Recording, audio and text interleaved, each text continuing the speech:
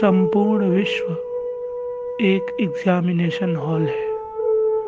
तो जो परीक्षाएं आ रही हैं परिस्थितियों के रूप में, समस्याओं के रूप में, मुसीबतों के रूप में, उनसे हमें पार पाना है। अचानक के पेपर में जो पास होगा उसी को बाबा की छत्र छाया का अनुभव होगा। और बाबा की छत्र छाया का अनुभव किसे होगा? जो बाबा को अपना साथी बनाएगा, हर पल उसके साथ रहेगा।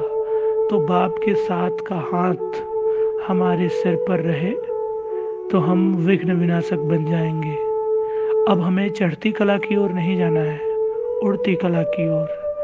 ट्रेन और हवाई जहाज के सफर में अंतर तो होता है ना, वही अंतर चढ़ती कला और उड़ती कला में है।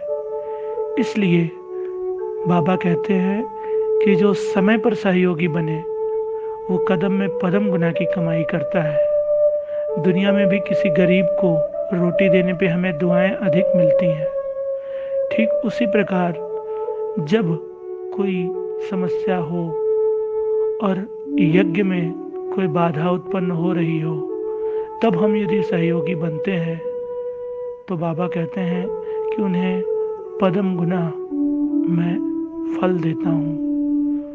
तो तात्पर्य ये है कहने का कि यदि परिस्थितियाँ हमारे लिए पेपर की तरह है, एग्जाम की तरह है, तो उनसे पार हम कैसे पाएं? तो उसका एक ही आधार है। आज की अव्यक्त मूल्य डबल विदेशी बच्चों के लिए है, लेकिन हम भी डबल विदेशी ही हैं भाई।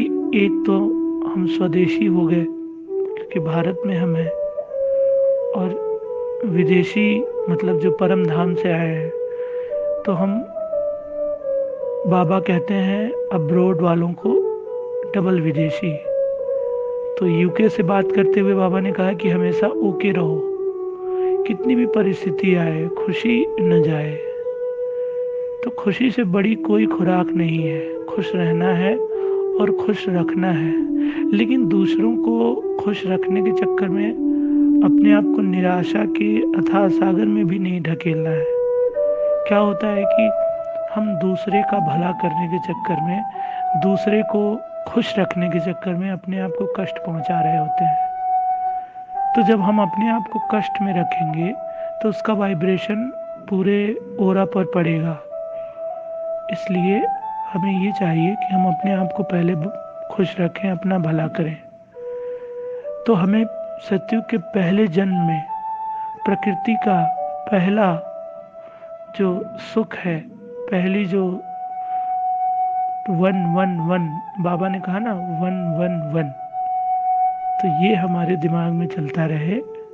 उसके साथ के हाथ का अनुभव हम करते रहे, उसकी छत्र छाया में पलते रहे, तो मुसीबतें रुई की तरह लगेंगी। आप परिस्थितियों से पार हो जाएंगे। ओम शांति।